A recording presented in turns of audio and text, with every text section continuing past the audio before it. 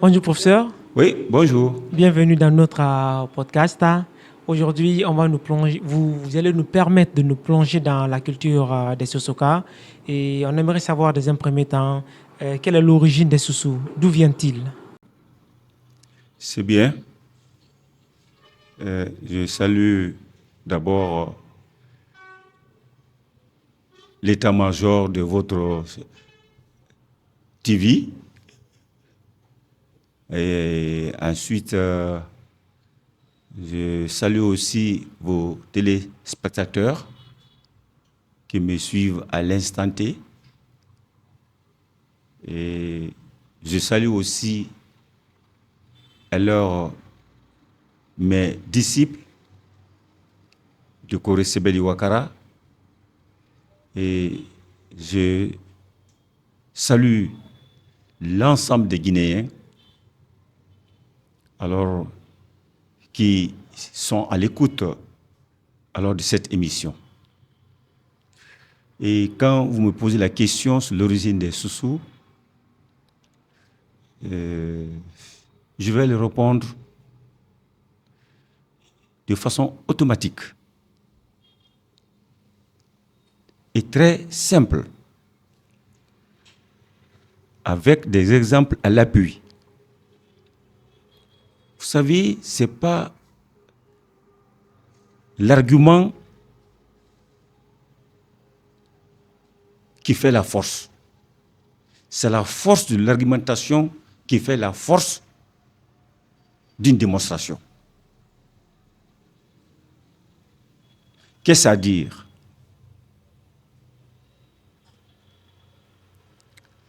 Les Soussous, il a été 1000 fois interprété que les Soussous viennent de Mali. Mais quel Mali? Le foyer incandescent des Soussous, c'est dans le Mali Fouta, qu'on appelle Mali Yembérin, qui est la première appellation de Mali. Parce que la République du Mali, c'est connu de tout le monde, c'est en 1960, tout récemment, que leur premier président, Modibo Keïta, après la séparation avec le Sénégal, a donné le nom République du Mali au Soudan. Sinon, c'était le Soudan. C'était la République du Soudan. Donc, le Mali nous appartient. Le Mali, c'est pour nous. C'est notre langue à nous. C'est dans le Fouta ici. En 1958, on avait 33 préfectures, dont Mali fait partie. Et jusqu'à présent, nous avons la préfecture de Mali, où il y a la dame de Mali qui singularise sa présence. Qu'est-ce qui prouve que les Soussous, leur foyer, c'est le Mali de Guinée? Moi, j'ai fait mes recherches. Je suis allé sur le terrain. Pendant 33 années, j'y marche. Je marche dans ce territoire, à la quête du savoir. Et il y a Koubia dans le Labé. Il y a Koubia à Doubreka ici. Il y a Domia à Mali là-bas. C'est un groupe de Yalonki, on les appelle Domia. Il y a Domia à Bofa ici. Il y a Kolisoro dans le Fouta. Il y a Kolisoro ici à Bofa, la sous-préfecture de Kolisoro. Il y a Bramaya dans le Fouta. Il y a Bramaya ici dans Doubreka.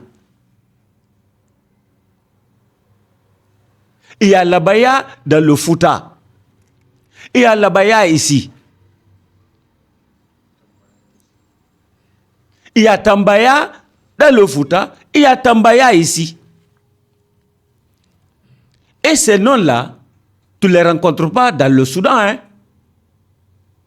Là où ils appellent Mali, là. Non, non, non. Ces noms-là n'existent pas là-bas. Ces communautés-là, juste vivent en Guinée, depuis des millénaires. Ce territoire-là, c'est le territoire Soso, typique, authentique, qui a été influencé à un moment donné à l'arrivée des étrangers. Les jeunes à la recherche de pâturage, les autres à la recherche de l'or. C'est ça la vérité. Donc de l'océan Atlantique ici, jusqu'à Aouré-Malé, c'est le territoire Yalo-Soso. Ok. C'est ça. C'est ce qu'on appelle Abri-Soso. Ok. Donc les Soussous ne viennent nulle part. Notre nid ne se trouve nulle part, si ce n'est que dans ces vallées-là, qu'on appelle Yalan. C'est comme quand vous demandez l'origine des Arabes. On te dira que les Arabes viennent des péninsules arabiques. Ok. Quand vous les demandez, on dit venons des péninsules arabiques. Donc, Arabia, là où ils sont venus, on dit les Arabes. C'est comme quand vous prenez aussi les Européens. On dit que les Européens sont des Néandertaliens. Ils viennent de l'Asie centrale. Donc, les massifs montagneux de l'Asie centrale, qu'on appelle Nerland en allemand. En allemand, on dit Nerland. Nerland veut dire en allemand les vallées. L'expression en français, ça veut dire les vallées montagneuses de Nerland. Donc, on les appelle les Néerlandaliens. Nous aussi, nous venons de Yalon. Yalon veut dire, dans notre langue, les vallées. Yalon veut dire, dans notre langue, les vallées. Yalena, Yalena. Les vallées des montagnes. Ce qui veut dire Fouta Yalon, c'est dans notre langue, c'est en sous-sous. Ça a été francisé pour dire Yalon, mais c'est Yalé. Donc quand vous le demandez, vous venez d'où? Il dit que Yalonké nira. Donc quand tu dis Yalonké, c'est le pluriel. On dit Koyake, Kindiake, Konakrike. Donc Yalonké, ça veut dire le pluriel. Yalonka, c'est le singulier. Yalonké nira. Donc quand vous dites Yalonké, c'est un terme générique. C'est-à-dire que c'est plusieurs communautés qui sont venues de Fouta, des massifs de Yalon, qui sont les Téminés, les Baga, les Landouma, les Soussous, etc., etc. C'est l'ensemble de ceux qu'on appelle les Yalonké. Et qui avaient une langue commune de communication généralisée qu'on appelle le Nara. Donc, ceux qui vous disent que les Soussous sont venus de l'Égypte, les Soussous sont venus de l'Arabie Saoudite, les Soussous sont venus de Yakarta du Soudan, tout ça là, c'est des mensonges. Parce qu'ils n'ont pas la force de l'argumentation. Le nid des Soussous n'existe pas. Les Yalonké que je trouve dans le Sibi ont quitté Dingraï. C'est très récent. Ils ont quitté Dingraï, ils sont allés à la recherche de l'or. Et quand on les demande, oh, d'où venez-vous? Ils disent, nous venons de Yalon. Ils ont traversé la rivière, on les appelle maintenant les Yalonké de Sibi. Ceux qui sont à Mopti. J'ai marché, tout ça là, j'ai même envoyé tout récemment, en l'an 2024, mes étudiants, mes disciples. Je ne peux pas rentrer dans toute cette alors, philosophie contextuelle. Mais je vous dis franchement que ce territoire-là, comme je viens de vous le dire, il y a Maléa à Sigri, et il y a Maléa ici. Mais pourquoi les mêmes noms ne se retrouvent pas ailleurs, si ce n'est qu'ici? C'est pourquoi quand j'écoute les gens dire que Sumba Toumani vient de Mali, Kita, mais c'est faux, c'est pas vrai. On dit qu'en matière scientifique, on ne dit pas c'est faux, mais quand c'est exagéré, on dit c'est faux. On s'inscrit en faux. C'est une vérité. Toumania existe où? C'est dans les territoires où on parle le Nara. Il y a Toumania dans Mali. Quand je dis Mali, je dis bien vrai Mali. C'est le Fouta.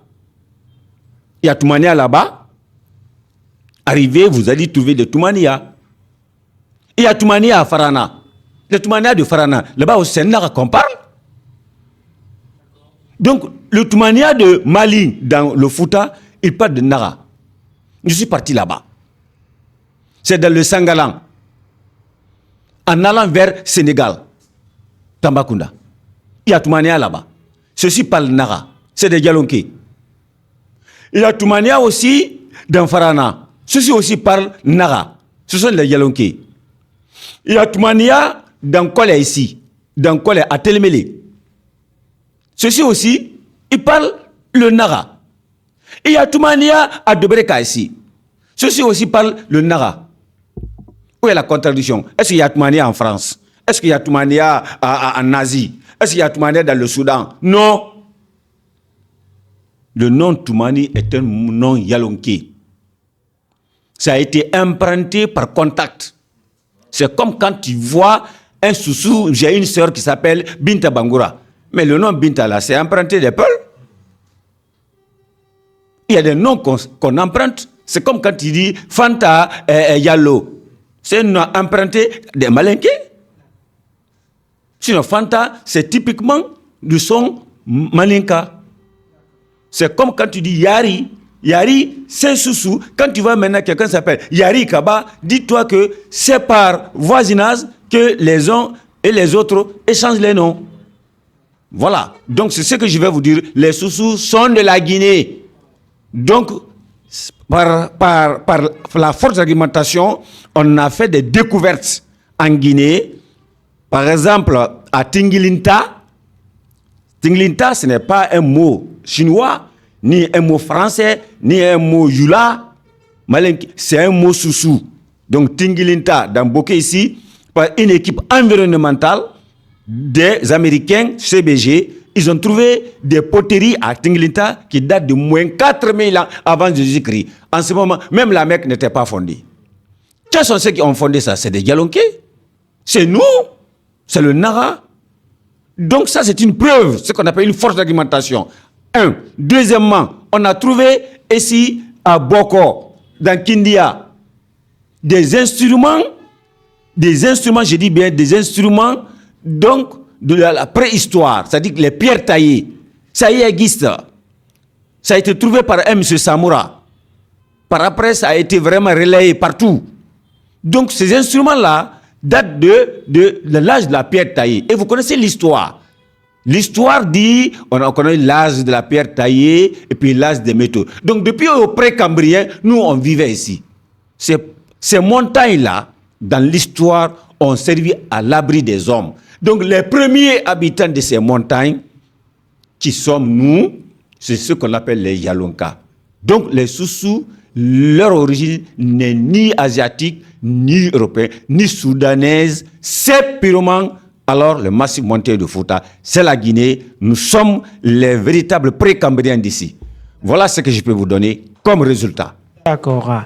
Et comment les Soussous de l'époque pré-islamique concevaient la notion de Dieu? Très bien. Concernant la croyance, je le dis de plus haut qu'ailleurs, l'islam et le christianisme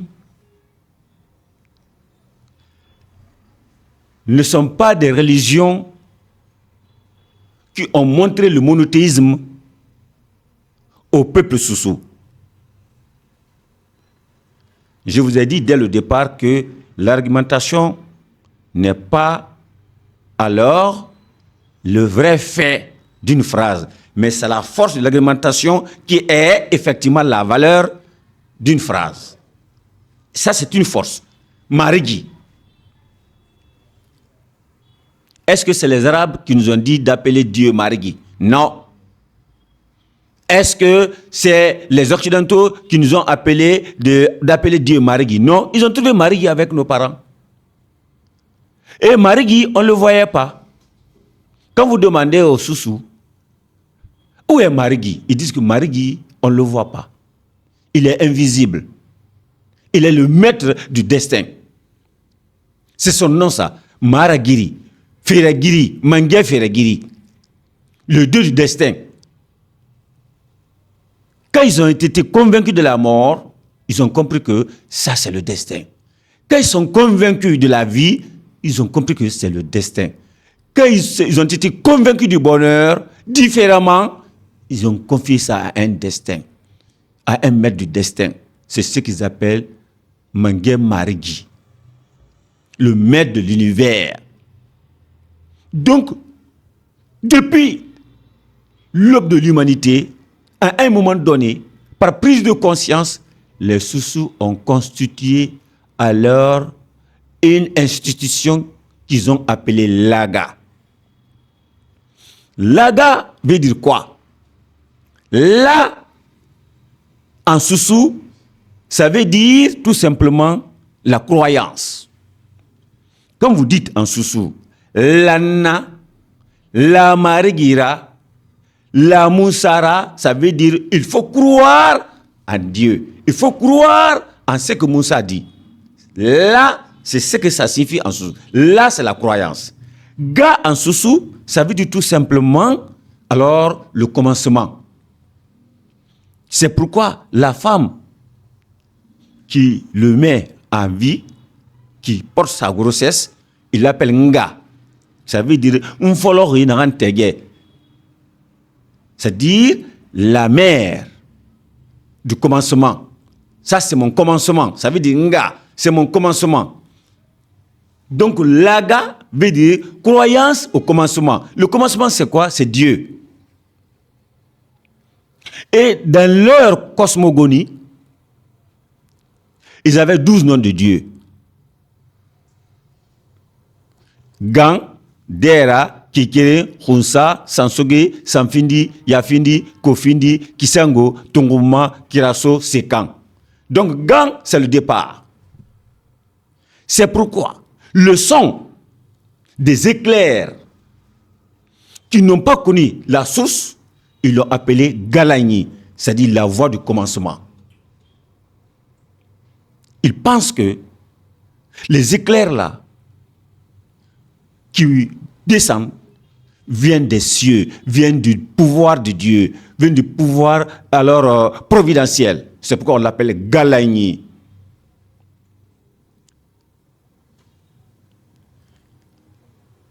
Donc, au commencement, selon les Soussous,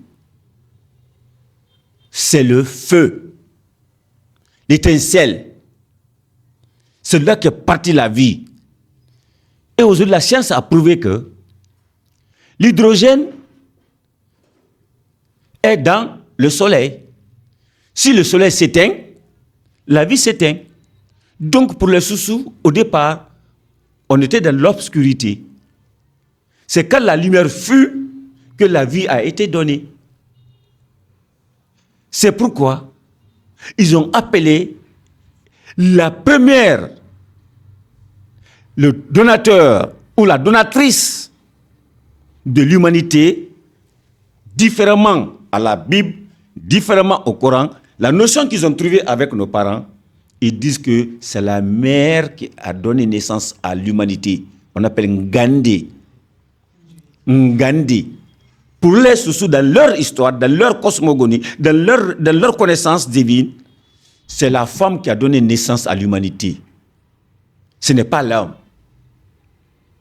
La Bible ou le Coran, ce qui a été importé, disent que quand l'homme dormait, on a pris effectivement une partie de ça, ça a été transformé en la femme.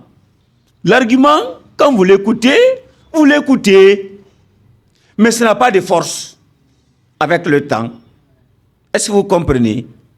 Donc, mais les Soussous disent que la femme est la première créature du monde qui a donné naissance alors à nous les êtres humains.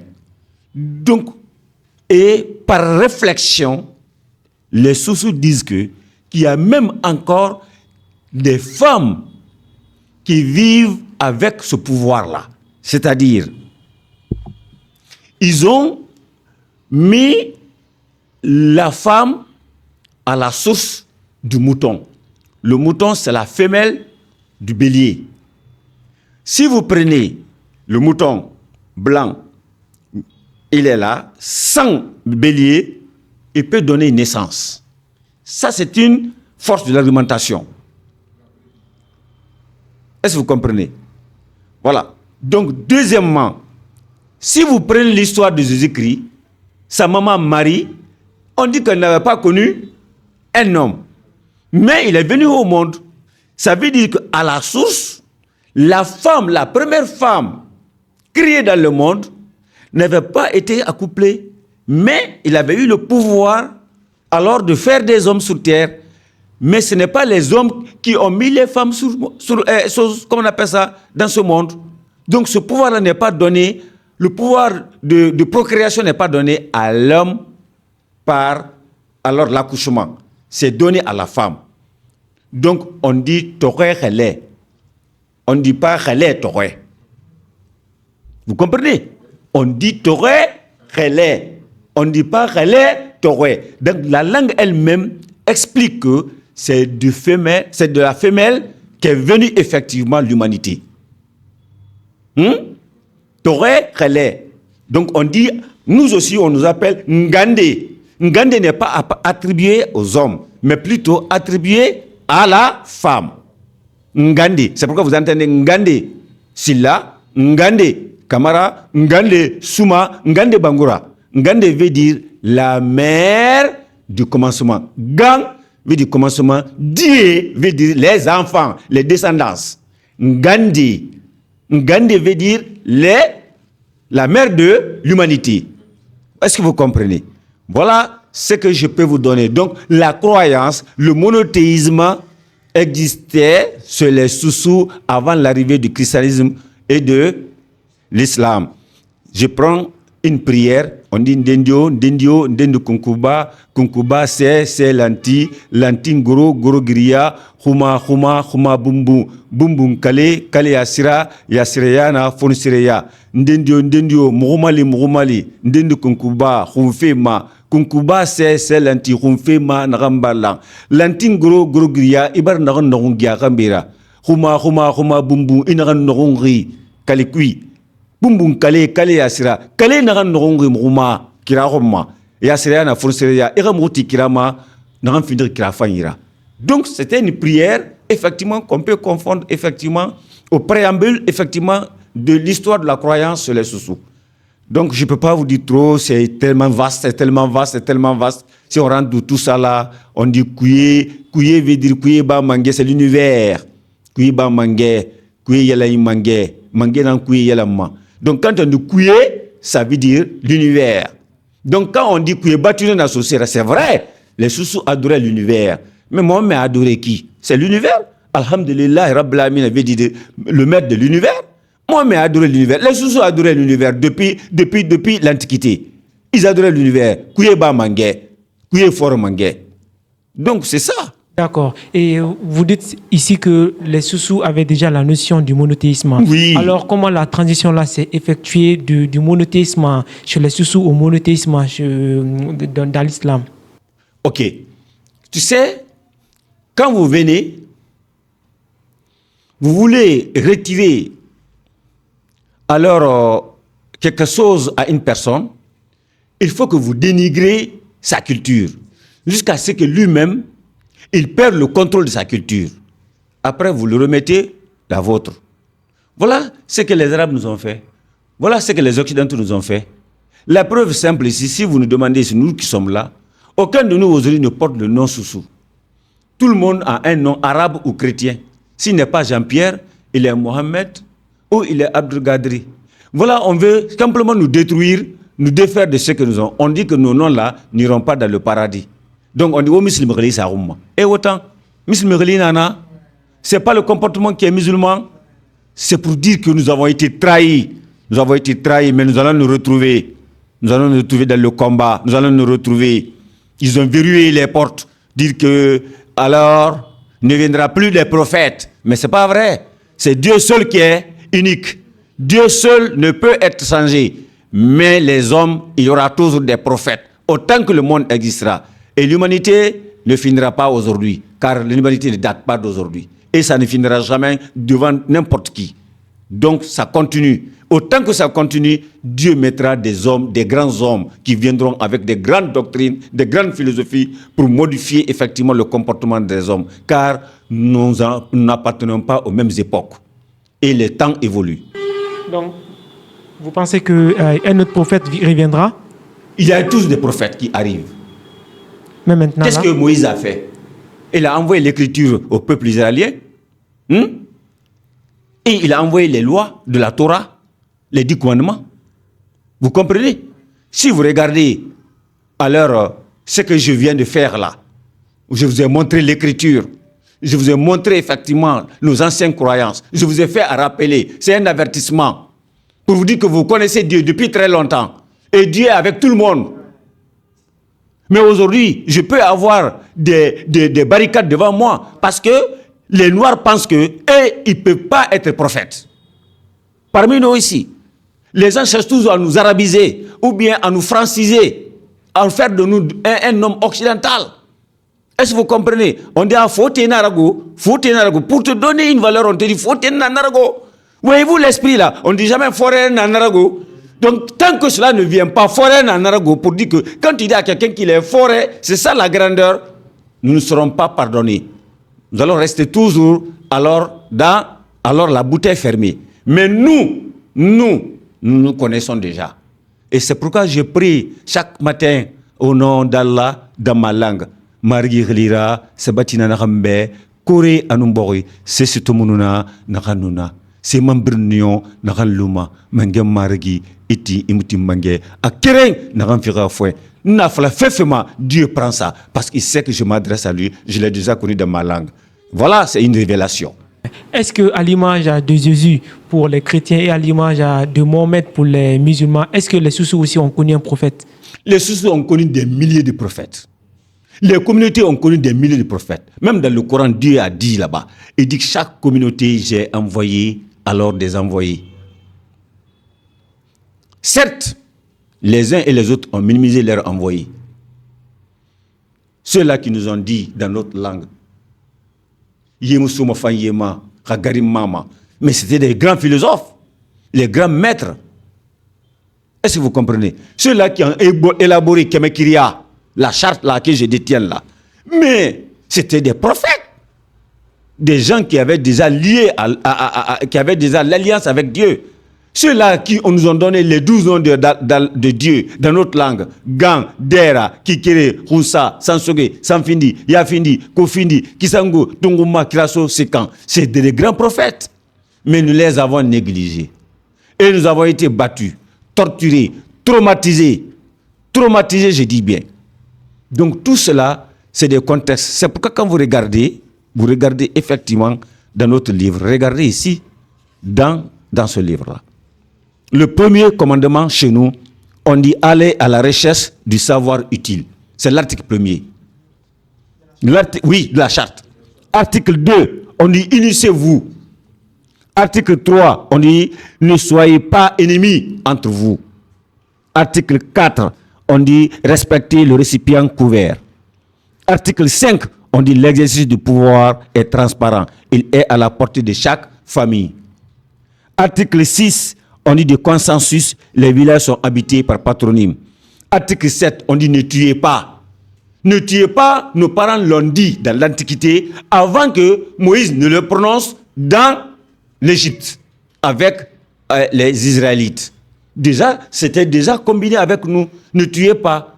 Donc la charte de Kemekiria d'abord remonte de l'Antiquité, mais à un moment donné, quand ils sont devenus des grands impériales, c'est-à-dire qu'ils sont allés au-delà de leur communauté, ils se sont dit, nous avons plusieurs lois, mais regroupons nos lois sous l'arbre à parable qu'on appelle le kiri, le baobab. On va l'arrêter au titre de 100. C'est-à-dire, nous prenons les 100 articles, nous dispensons avec ça. Nous allons faire notre vie avec ça. Il y avait autre loi, mais ils ont supprimé ça. C'est comme quand le prophète est passé, alors le Sedna Ousmane a appelé effectivement tout le monde et dit on va prendre réflexion les révélations du prophète. Ils ont pris, ils ont compilé, ils ont arrêté à 114. On dit avec 114 là ça suffit. Tout le reste là on jette. Donc c'est comme ça que les Soussous aussi ont fait. Ils avaient plusieurs lois. Mais en 1077, ils se sont regroupés en forme impériale. Ils ont dit bon, toutes les lois que nous avons, nous allons les résumer à 100. Tout le reste là on laisse. Mais les 100 là, nous prenons ça comme titre impérial, titre constitutionnel, titre de charte pour vivre avec les autres communautés.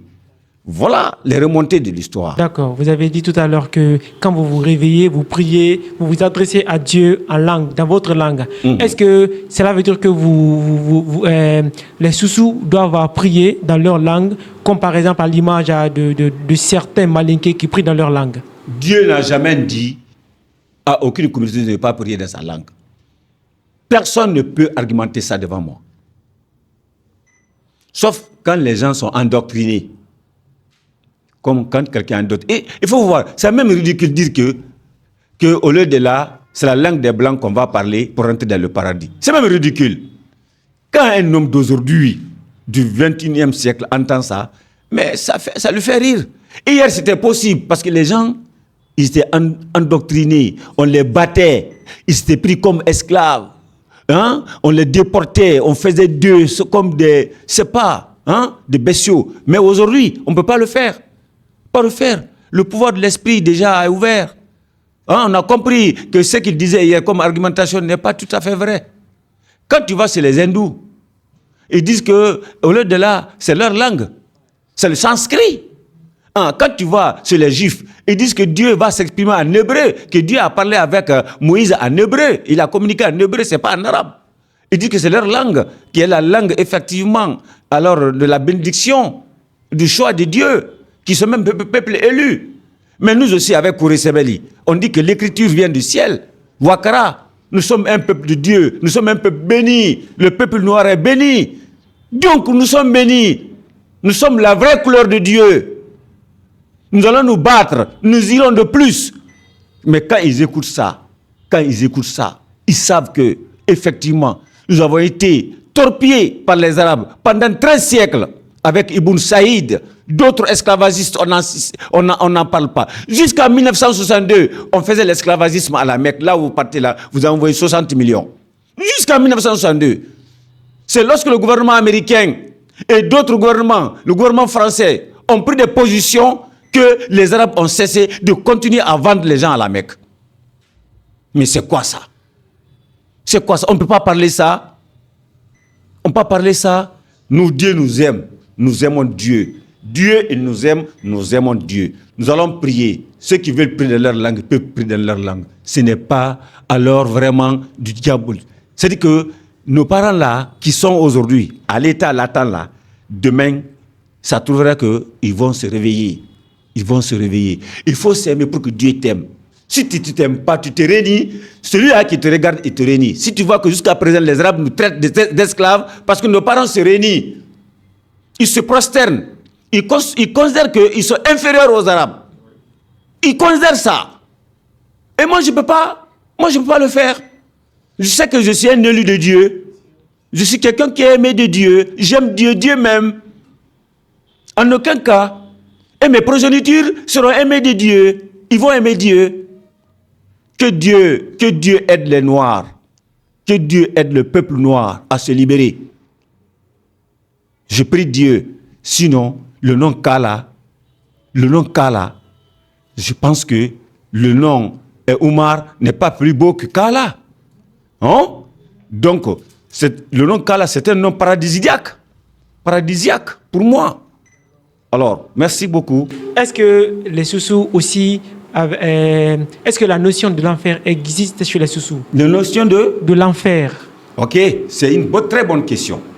Avant que les Blancs ne viennent, il faut qu'on sache d'abord le mot origine de l'enfer. Ce qui est important, c'est que chaque chose, il faut savoir d'où vient ce mot-là. L'enfer n'est pas arabe. L'enfer n'est pas arménien. L'enfer n'est pas hébraïque. L'enfer, le mot enfer vient du trésor de la civilisation romaine. gréco-romaine, qu'on appelle Gahen. C'est-à-dire que quand ils avaient construit dans l'Antiquité des grandes cités, les saletés déjà alors menaçaient la vie des gens dans les cités. Donc, où mettre ces saletés-là? C'est comme quand vous voyez qu'on a créé sale aujourd'hui. Cette question-là est restée dans la tête des uns et des autres. Et finalement, ils ont creusé derrière les cités des grands trous où ils envoyaient ces ordures. Ils mettaient le feu. Donc le feu était permanent. Même si ça neigeait, ou bien la saison, l'hiver passait, il y a toujours le feu en bas qui continuait à consumer ces ordures. Et donc les anciens empereurs, qu'est-ce qu'ils faisaient? Tous ceux-là qui s'opposaient à eux, ou à la loi de la cité, ou pendant quand ils faisaient des guerres, les ennemis redoutés, ils les jetaient dans ces gaïens. Ils les jetaient dans ces gaïens. Donc, ceux-ci, ils brûlaient là-bas. Donc, Jahannam. Donc, Jahannam, c'est allé, effectivement, Jahannama. Est-ce que vous voyez? Ça a été alors copié. Est-ce que vous voyez? Donc, ce n'est pas de la cité. On dit maintenant, quand vous faites du mal à Dieu, on vous envoie dans Jahannama. Donc, tout a été copié. La vie, c'est l'imitation. Comme l'a dit Gabriel Tarde, c'est l'imitation. Tout est imité par l'esprit et l'intelligence des hommes. C'est là où le mot Jahannam est venu. Donc, on a dit maintenant, tous ceux qui vont déconner ne vont pas respecter les lois de Dieu sur terre ici. Et aussi, ils iront dans le Gaïa, ils iront effectivement, dans ces trous-là. Comme les hommes ont vu comment on jetait les hommes en punition dans les Gaïa, ils ont dit, si c'est la Gaïa pareil là encore, au lieu de là, on doit avoir peur. Donc, ils vont te soumettre effectivement aux lois et règlements des rois. Pour ne pas qu'ils soient jetés dans le Gaïen. Mais c'est les sous-sous. Ils disent que Dieu n'est pas méchant. Les sous-sous disent que Marigi Fainara. On dit Abada, Marigi et Fainara. Pour les sous-sous, Dieu c'est le bon. Dieu ne peut pas créer l'enfer pour les hommes. C'est ton travail qui te suit. Tout ce que tu fais sur cette terre, c'est ce qui va te suivre toi-même. Donc ton propre malheur, ton propre enfer, c'est ton comportement. Ce n'est pas Dieu qui crée quelque chose pour toi. Ils disent que quand vous faites des offrandes sur cette terre ici, dans ce monde si bas, pendant votre vie, lorsque vous allez mourir, votre âme va consommer effectivement les offrandes, ce que tu as donné aux autres, là où tu iras. Mais si tu n'as rien donné, tu vas mourir et tu vas te retrouver dans un bâtiment où il n'y a rien. Donc, les sous considèrent que la famine, c'est de l'enfer. La famine, c'est de l'enfer. Parce que la famine, c'est le feu. Quand vous avez faim dans votre corps, c'est comme si on a mis le feu dans ton ventre. Donc, celui qui n'a pas donné des bonnes choses ici, il trouvera effectivement, au lieu de là, alors vraiment une maison vide où il n'a rien à manger. Donc, on obligeait les uns et les autres à faire l'entrée sur cette terre ici. Donc, cette notion-là existait sur les sous-sous déjà avant que l'arrivée des Arabes ou l'arrivée des Blancs.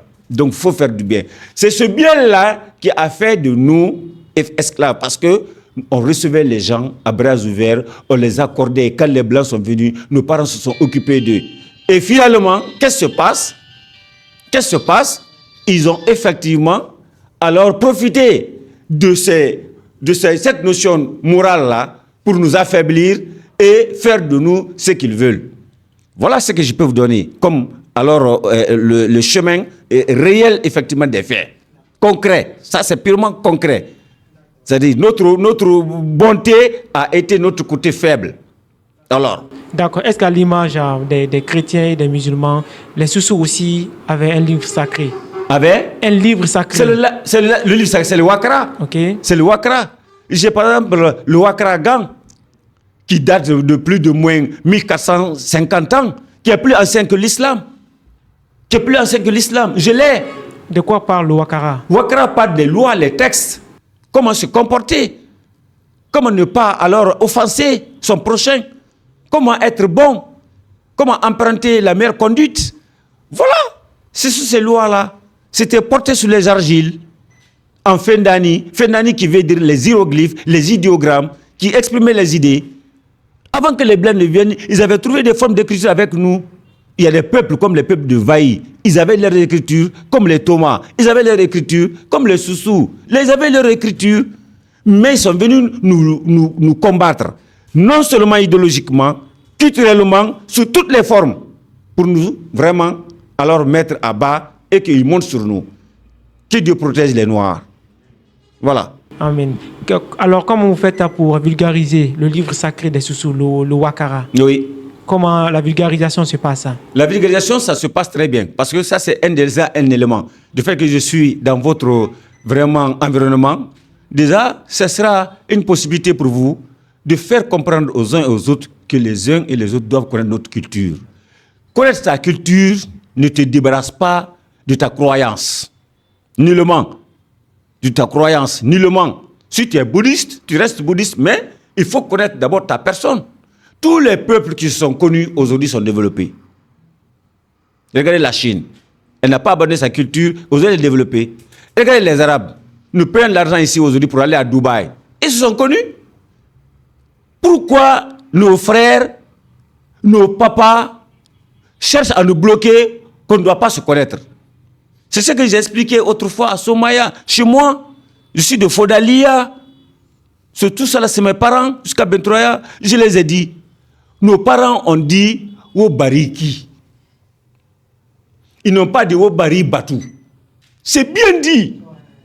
C'est bien dit. Ils ont dit Omarigi Batou. Mais Wobariki. Et Dieu dit dans le Coran qu'il a créé les diables et les hommes pour l'adorer. Et quand Dieu dit adorez-moi, c'est faire quoi? C'est faire du bien. Maintenant, si toi tu ne donnes pas, tu ne fais pas aide à quelqu'un, tu ne donnes rien, tu es méchant. Est-ce que tu peux avoir le paradis? Tu ne pourras pas. Et le diable, lui aussi, il cherche le paradis. Et donc, lui aussi, si tu le donnes, il va te donner. Il va te donner. Donc, il ne barre qui? Barre fait qui, mané? Et s'il a les moyens, il te donne. Donc, afin il fait qui? Afin c'est comme un rien na. Afin n'a sera rien bafé. Donc, au barre qui? Bari qui veut dire les anciens, c'est ça. C'est ça au fait. Nresinge Bari. Nresinge Bari. Anugumbembe nresinge Bari. Donc c'est pourquoi il faut donner aux ancêtres. Les Arabes offrent les moutons là de les tabaski à leur ancêtre Abraham. Pourquoi nous aussi on ne donne pas Umbariki ma? Umbariki? On a Umbarmireki? Il a l'igama oneki? C'est tellement philosophique. On vous dit va à la Mecque. Tu vas faire alors le pèlerinage pour ta mère qui est morte, pour ton père qui est mort, qui ne vit pas. Eh, mais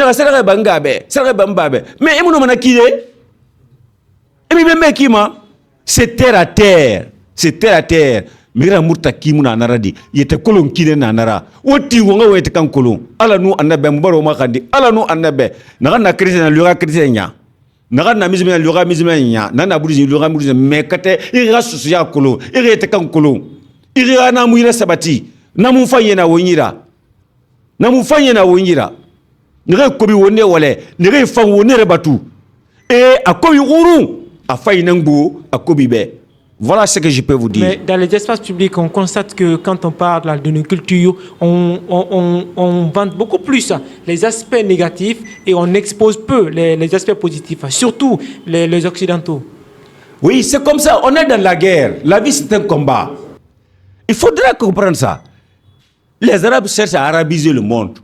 Les Occidentaux cherchent à occidentaliser le monde. Les Chinois aujourd'hui cherchent vraiment à faire tout le monde le mandarin. Nous aussi, combattons, battons-nous pour que nous puissions vraiment faire le monde au berceau de l'humanité. Nous sommes le berceau de l'humanité. On a ce titre-là. Continuons à nous battre pour ressortir nos cultures, pour que nos cultures deviennent dominantes. C'est ça la vérité. Et nous allons nous battre. C'est ça, notre combat. Notre combat, c'est ça. C'est de nous donner la valeur. C'est de nous donner la valeur. Je le répète en sous-sous pour que nos parents comprennent. Il est fourri. Donc, il faut faire un rabbiné. Moi, combat naki. Alors, quand c'est que le combat, qui altala été reçu à mané, on transingeli marena. On a rien à ramer.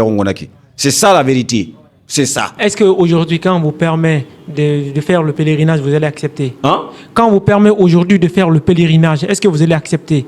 Pèlerinage, je vais en tant que touriste. C'est pour savoir ce qui se passe. Je suis très curieux. Ok. Je vais en tant que touriste. Vous n'allez C'est pour savoir, c'est pour remarquer et venir encore copier beaucoup de choses ici pour que nous puissions nous organiser nos pèlerinages. Je ferai tout de mon mieux pour que le pèlerinage soit organisé en Afrique. Je ferai tout parce que nous avons les lieux touristiques qui déterminent effectivement la croyance à Dieu, le Dieu suprême Marie. Je ferai tout. Il faut copier.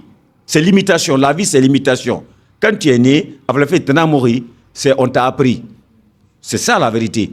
Donc, il faut copier ce qui est bon. Donc, le pèlerinage tel que présenté par les Arabes, pour vous, c'est une forme de tourisme? C'est du tourisme. Les Arabes faisaient ça, le tourisme. Moi, il m'a trouvé ça. Il a trouvé ça. Et quand il est venu avec, effectivement, le pouvoir que Dieu lui a donné, tout ce qui est de connaissance, il a compris que s'il blague, il touche effectivement au tourisme de ces Arabes-là, sa religion ne sera pas acceptée. Donc, il a ratifié, il a ajouté ça, effectivement, alors à ces piliers de l'islam. Il dit, bon, il faut faire le pèlerinage si tu as les moyens aussi. Il l'a ajouté. Parce que s'il disait, non, le tourisme là, vous venez avec la pierre noire, non, jetez tout ça, là, quittez, hop, il n'allait pas être accepté. C'est pourquoi il a été très intelligent. Il dit, non, ça là, c'est de leur économie. C'est du tourisme, c'est de leur économie. Donc, regardez aujourd'hui, les pierres là-bas, les pierres pour coller les chétans, les choses arrêtées comme ça là, c'est 30 dollars. C'est payant. Donc, hein? C'est payant. C'est payant. Les pierres là, les petits Arabes, tout le monde, économiquement ils sont là, ils ont déjà ramassé ça. Alors là, tout le monde a ça. Si on voit les pierres dans ton sac là-bas, à l'aéroport là-bas, on te retire tout. C'est leur pierre là-bas que tu vas payer. Vous allez cogner. Quand vous quittez, ils viennent, ils ramassent tout. C'est leur temps de prospérité. C'est ça, c'est du tourisme. C'est ce qu'on fait aujourd'hui en Inde. Hein? Des milliers de personnes, ils vont dans le fleuve Gange. C'est le pèlerinage, ils ont organisé ça. D'autres peuples, les Juifs ont organisé chez eux. L'Occident a organisé à Vatican, en Italie. C'est nous qui n'avons pas encore le pèlerinage. Battons-nous, nous allons avoir notre pèlerinage aussi. Dieu est avec nous aussi. Dieu nous aime aussi. Dieu est là. C'est ça, Dieu est là. Dieu est là. Nos parents n'ont rien compris. Dieu est là. Il est là. Il est vivant. Il est avec tout le monde. Dieu n'est pour aucune communauté. Il est pour toutes les communautés. Lorsque vous vous réunissez, vous vous entendez, vous devenez la force de Dieu. C'est le peuple qui a la voix de Dieu. Il faut que la communauté se connaisse et se respecte pour que Dieu vous donne effectivement votre chemin.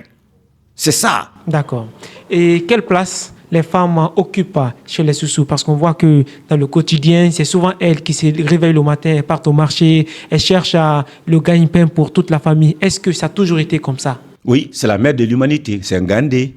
C'est ce qui prouve. C'est la mère de l'humanité. C'est la femme qui nous protège. C'est la femme qui nous a mis au monde. C'est la femme qui a le souci des enfants. C'est ça, la mère de l'humanité. Est-ce que la polyandrie a existé chez les Soussous? La polyandrie, elle a existé. C'est une histoire qu'on a vécue. Le monde n'est pas d'aujourd'hui. On n'était pas venu, on avait les habits sur nous. On n'était pas venu, on avait les bonnets sur nous.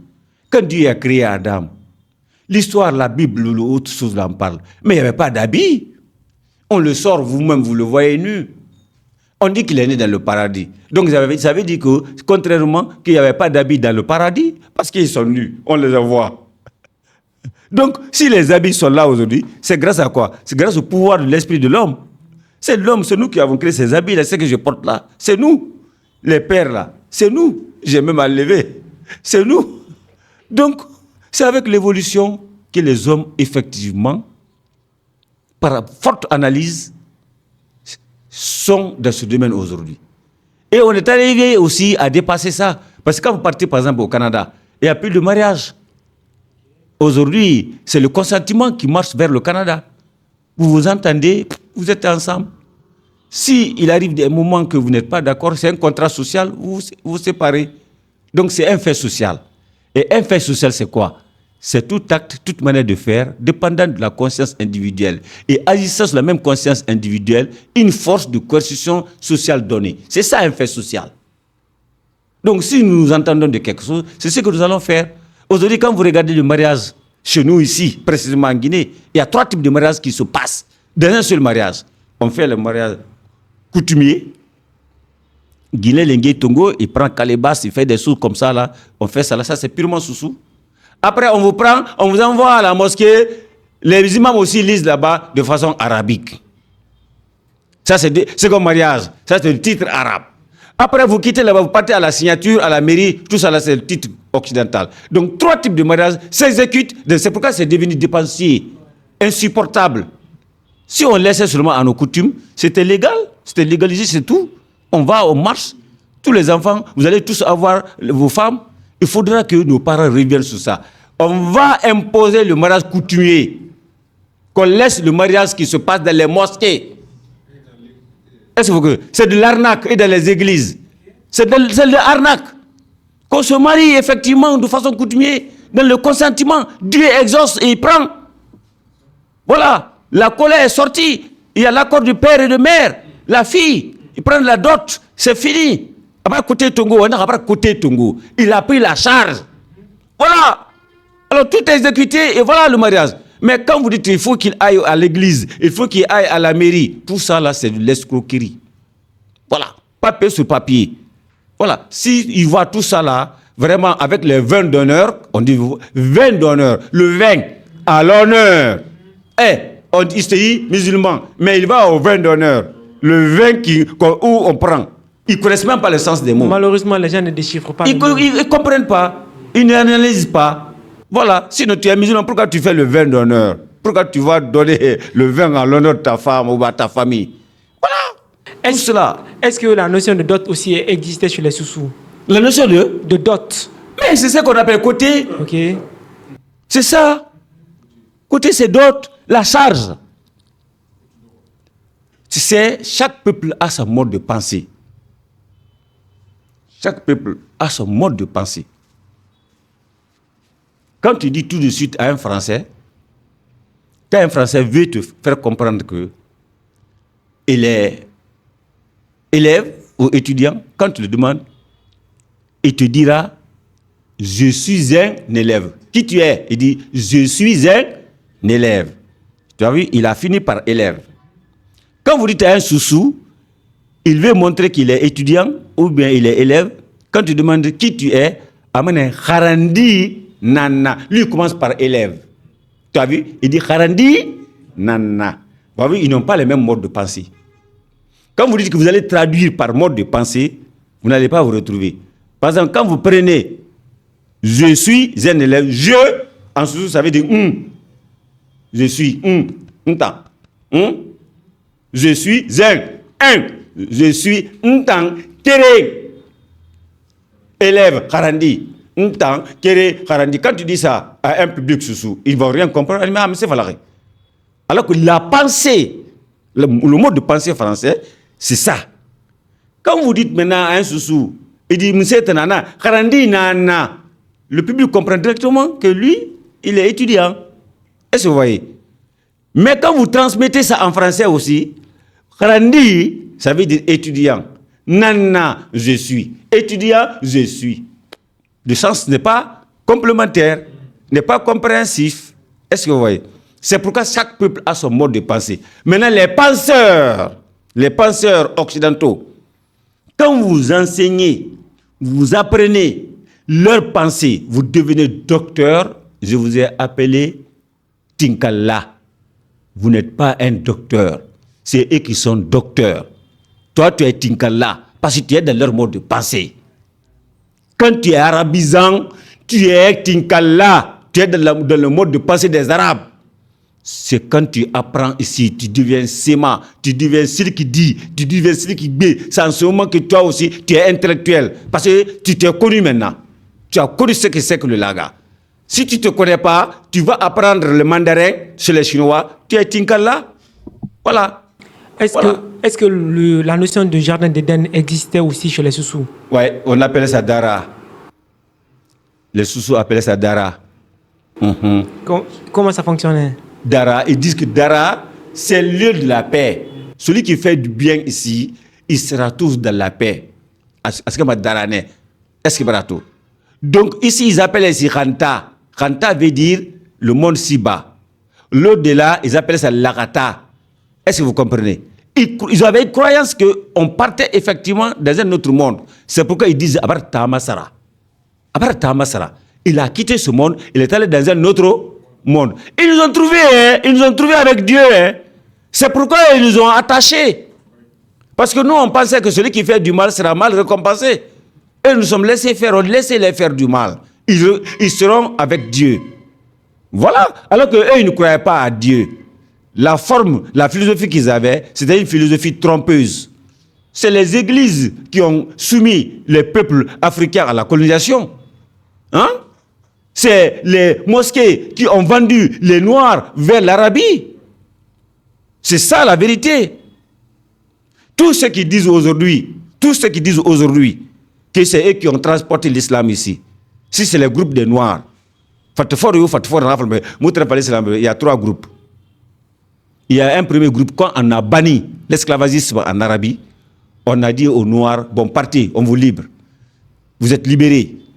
Ceux qui sont venus avec la doctrine musulmane, ceux qui ont soumis leurs frères.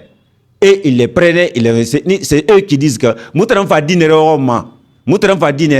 parce que c'est des anciens esclaves arabes.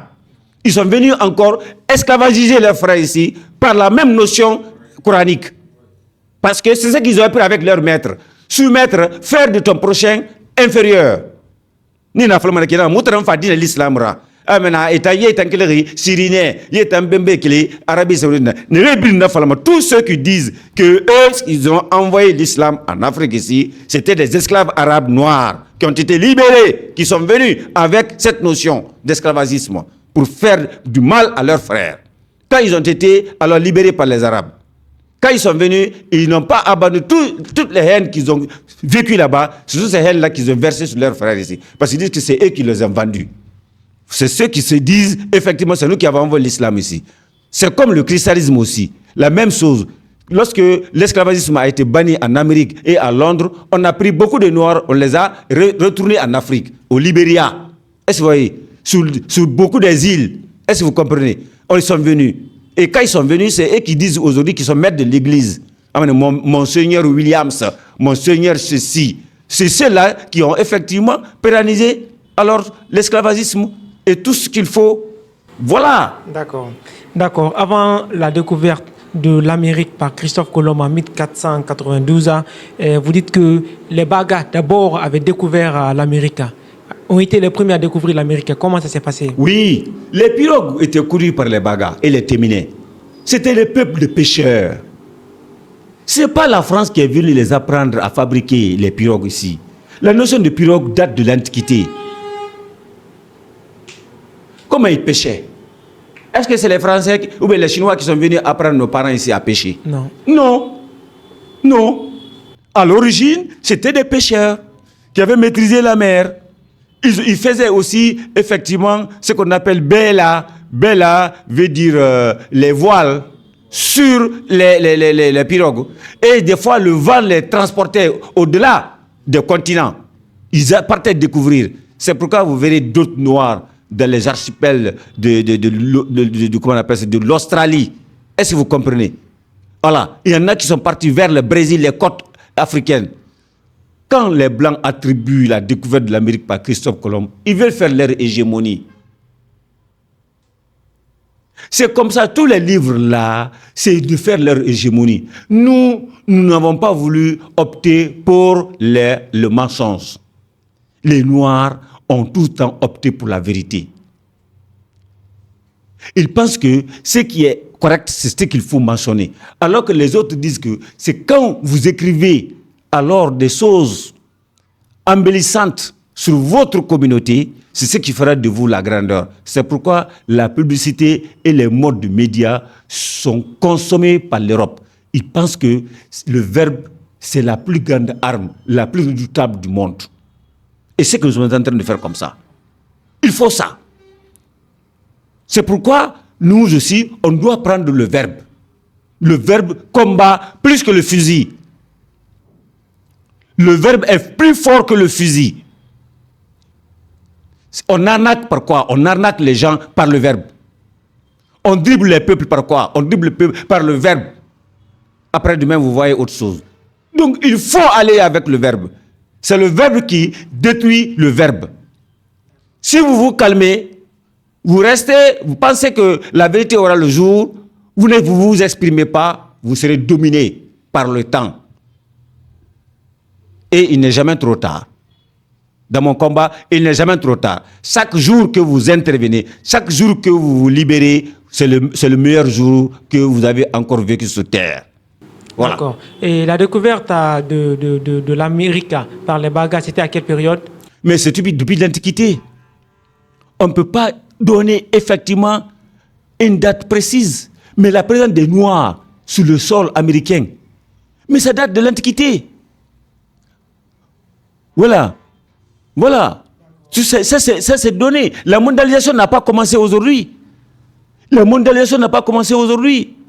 C'est quand l'Europe est devenue émergente, elle a cru que c'est elle qui a découvert le monde. Non. Dans l'Antiquité, il y avait des Noirs dans les Roms antiques. Vous avez vu ces films? Ils ont été traités en eunuques. Les comtés qui sont là-bas. Hein? On venait prendre les grands gaillards ici pour aller combattre dans l'armée, en mercenariat, dans les Carthages, ainsi de suite. C'est pourquoi j'ai dit à quelqu'un ici, quand vous criez que c'est vous qui avez envoyé l'islam, c'est pas vrai. L'islam est venu aussi par la mer. Les Syriens ont abordé les mers de la côte ici, jusqu'au Sénégal. Il y avait les Moukadem en 1400. Est-ce que vous voyez? Et quand vous prenez le voyage de Kankoumoussa à 1300 et quelques, mais ça c'est dans le Tigri ici. Donc l'islam était là depuis le 11e siècle. Mais c'était un libre quartier. Il vous appartient de pratiquer, il appartient à moi aussi de pratiquer ce que je pratiquais. Donc quand les réformistes sont venus, ils ont dit non, il faut complètement alors mettre fin à la culture noire. C'est pourquoi il est arrivé à un moment donné, quand tu disais dans le footage je suis Yalonké, tu es minimisé. On dit Bi Yalonka. Pour qu'on te réduise.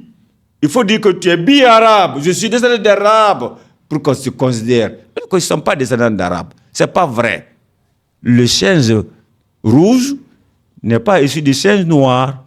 Le singe noir n'est non plus issu des singes vraiment meugrelets. Bonga, Sinapa, Kessi, sont tous des poissons. Mais aucun poisson n'est issu de l'autre. Les espèces ont été créées par Dieu. Dieu est le seul qui a le savoir de la créature humaine. Les hommes ne font que compiler alors les idées de les livres. Et ni rien, personne n'avait pris la présence, la connaissance du premier monde. D'accord. Souvent, les gens placent la charte de Kourgan-Fouga comme étant la première forme de démocratie qui a existé en Afrique, sachant pourtant la charte de Kemekiria a précédé la charte de Kourgan-Fouga. Qu'en dites-vous de cela? Dans la charte de Kourgan-Fouga, il a dit là-bas, c'est les Keita qui sont les princes de Mandé. Hein? Et ça, c'est une démocratie, ça. Une seule famille, une seule dynastie. C'est pas une dynastie. Alors que dans la charte de Kemekiria, il a dit ici, dans l'article 5, Mangaya Faryainana, Adangma Bangladesh, que toutes les communautés ou toutes les familles ont le droit d'exercer le pouvoir. Lequel des deux est démocratique? C'est Kemekiria. Donc c'est la charte de Kemekiria alors qui a été abolie par Sunyata. Il y a eu métaphore. Quand il a aboli cette charte, parce que l'arbre Kiri est considéré comme étant un arbre sacré. Et ce qui est dit sous l'arbre Kiri était vraiment intouchable. C'est pourquoi on dit que le baobab est un arbre sacré. Pourquoi on n'a pas de néré est sacré? Hein? Pourquoi on n'a pas d'autres arbres sacrés? Parce qu'il n'y a pas eu de lois sous ces arbres-là. Les lois anciennes qui ont été votées sous l'arbre, le baobab, c'est pourquoi on a dit que le baobab est un arbre sacré. C'est autour des paroles que le peuple, par sentence, a adopté des chartes, des lois. On a dit que l'autre arbre est sacré. Est-ce que vous comprenez? Donc, quand quelqu'un vient, il pétine cette loi. Est-ce que vous comprenez? Il met une autre loi. On dit il a arraché le baobab. C'est-à-dire il a arraché les lois. De métaphore en métaphore, les gens disent maintenant que Sunyata a arraché le baobab. Ce n'est pas le baobab qui l'a arraché, c'est les lois. Parce que des années sont écoulées, plus de 700 ans, les gens ont dit, ah, c'est l'arbre qui a... C'est pas l'arbre, c'est les lois de l'arbre qu'il avait arraché. Il avait trouvé que les lois du baobab existaient, que Mekiria existait. Où il y avait plusieurs choses. Est-ce que vous comprenez? Donc, il a modifié, il a mis des lois. C'est pourquoi, jusqu'à présent, quand les gouvernements arrivent, ils mettent de nouvelles constitutions. Hein? Ils abrogent cette constitution, ils mettent une nouvelle constitution. Comme une partie de l'Empire Soussou était rentrée dans l'Empire Manding, comme a chanté Jean Fakoli, il dit, si vous suivez sa chanson, une partie de l'Empire Manding est rentrée de l'Empire Soraï, une partie de l'Empire Soussou est rentrée de l'Empire Manding, une partie de l'Empire Manding est rentrée de l'Empire Tang. Voilà, c'est comme ça. C'est pas toutes les parties de l'Empire Soussou qui est rentrée de l'Empire Manding. L'Empire Manding est venu jusqu'à Adabola. C'est ça l'influence Manding. C'est-à-dire à partir de Soudan là-bas jusqu'à Adabola. Le Fouta n'est pas rentré dans le Manding. Non plus nous autres. Rien. Ils ne sont pas arrivés par là. Pas du tout. Rien. Nullement pas. Nous sommes restés concentrés. On a formé ce qu'on appelle alors une grande armée dans le Gemesangan. Pour protéger. Non seulement on a résisté contre l'Empire Manding, on a résisté aussi contre l'Empire Soraï. Qui sont attaqués. C'est mentionné dans l'histoire. Les Soli à Libère, il n'a pas pu soumettre le Soso. C'est par après les Peuls sont venus en mercenariat pour la première fois par Koli Tengela.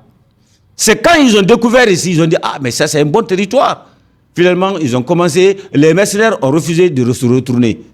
Petit à petit, d'autres venaient maintenant s'ajouter à eux. On dit fou les barceaux. Et finalement, ils ont conquis ce territoire-là. Maintenant, une partie du territoire reste tous dans le main. C'est cette partie-là qu'on appelle aujourd'hui la Basse-Côte ou la Guinée-Maritime ou quelle que soit l'appellation, ou d'autres, l'ABC et ainsi de suite.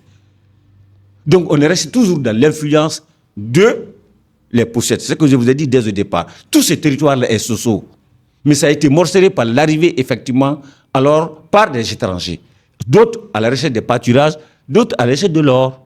Voilà la vraie histoire. C'est ça. D'accord. Voilà. Merci infiniment, professeur. Merci. C'est vraiment énorme, c'est tout ce qu'on peut dire. Oui. Et on espère qu'on va se retrouver une autre fois pour un autre épisode. Quel est votre dernier mot? Mon dernier mot, je remercie tout le monde. Et je demande à chacun de cesser à se connaître. Et de ne pas se prêter aux mensonges des uns et des autres. Connais-toi toi-même. Partage tes idées. Et ne cherche pas à ce qu'on te croie. Mais crois toi-même d'abord à tes pensées, à ta source, à ta culture, pour que d'autres te croient. C'est la meilleure vie. Donc j'encourage la jeunesse à la recherche de leur culture et que les Africains retournent dans la case de départ pour développer effectivement leurs pensées vers le monde. À tout bientôt. Je vous remercie. Podcast Dissidence. Je suis dans le podcast Dissidence. Je suis dans le podcast Dissidence. Je suis dans le podcast Dissidence. Podcast Dissidence. Je suis dans le podcast Dissidence. Podcast Dissidence.